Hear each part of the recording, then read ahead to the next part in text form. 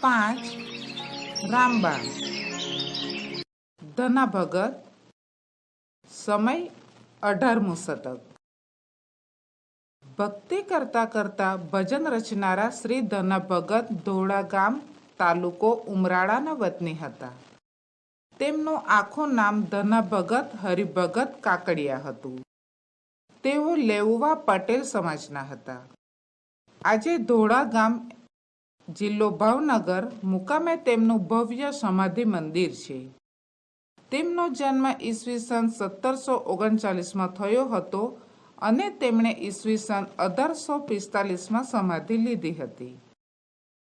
અહીં રામબાણ એટલે પ્રભુની ભક્તિનું બાણ, અર્થાત પ્રભુ ભક્તિમાં ઘાયલ, લીન, તલ્લીન. રામબાણ એ તપનું તીર ભક્તિ ભરેલું છે. એ જે જાણે છે તે જ માણે છે. સિંહણનું દૂધ તો સિંહ બાળને જ જરે, તેમ પ્રભુના પ્રેમીઓને જ રામબાણ વાગે ને.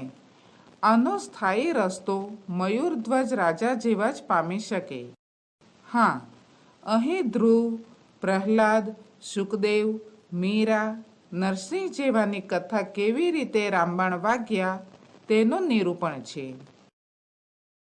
પોતાની વેદના જ જાણે કે ઈશ્વર અનુસંધાનની સંવેદના બને છે. અહીં રામબાણ વેદના નહીં પરંતુ વરદાન રૂપ છે. જે ઈશ્વરના નામે ઓળઘોળ કરે, એના માટે જ જીવે, એના માટે જ મરે. આ સમર્પણ આ સાધુઓમાં થોડું સાંપડે. રામબાણ વાગ્યા વિના મીરા ઝેર કેવી રીતે પીએ? મયુરધ્વજના મસ્તક પર કરવત શી રીતે ફરે? 5. રામબાણ. રામબાણ વાગ્યા હોય તે જાણે, પ્રભુના બાણ વાગ્યા હોય તે જાણે. ઓલિયા મૂરખ મનમાં શું આણે? રામબાણ વાગ્યા હોય તે જાણે. આ પંક્તિમાં કવિ કહે છે કે જેને રામના બાણ વાગ્યા હોય તે એનો આનંદ જાણે. પ્રભુના બાણ વાગ્યા હોય તે એનો આનંદ જાણે. પેલો મૂરખ મનમાં શું સમજે? જેને રામના બાણ વાગ્યા હોય તે એની વેદના જાણે. ધ્રુવને લાગ્યા, પ્રહલાદને લાગ્યા, તે ઠરીને બેઠા રે ઠેકાણે. ગર્ભવાસમાં સુખદેવજીને લાગ્યા, એ તો વેદ વચન પ્રમાણે. આ પંક્તિમાં કવિ કહે છે કે આ બાણ ધ્રુવને વાગ્યા, પ્રહલાદને લાગ્યા. તેઓ ભક્તિભાવમાં ઠરીને થામ થયા. એ બાણ સુખદેવજીને માના ગર્ભમાં જ વાગ્યા અને એ માટેનું પ્રમાણ આપણા વેદ વચન છે. મોરધ્વજ રાજાના મન હરી લેવા હરી આવ્યા એ ટાણે. કાશીએ જઈને કરવત મેલાવ્યા, પત્ની પુત્ર બેવ તાણે.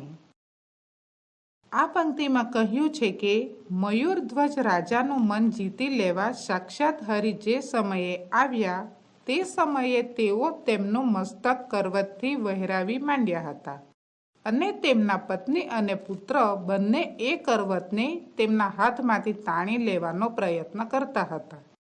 મીરાબાઈ ઉપર ક્રોધ કરીને રાણાજી ખડગ લઈ તાણે. ઝેરના પ્યાલા ગિરધર લાલે, અમૃત કર્યા એવે ટાણે. આ પંક્તિમાં કવિ કહે છે કે મીરાબાઈ પર ક્રોધે ભરાયેલા રાણાજીએ તલવાર તાણી અને મીરાબાઈને ઝેર આપ્યું, પણ એ ઝેર ગિરધરલાલ અમૃત સમજીને પી ગયા. નરસિંહ મહેતાની હુંડી સ્વીકારી, ખેપ ભરી ખરે ટાણે. આગળ સંત અનેક ઓધાર્યા, એવું ધનો ભગત ઉર આણે. આ પંક્તિમાં કવિ કહે છે કે પ્રભુએ નરસિંહ મહેતાની હુંડી સ્વીકારી, ખરે સમયે દોડીને આવ્યા, આમ અનેક સંતોનો ઉદ્ધાર કર્યો. એ હકીકત ધના ભગત તેમના હૃદયમાં સમજે છે.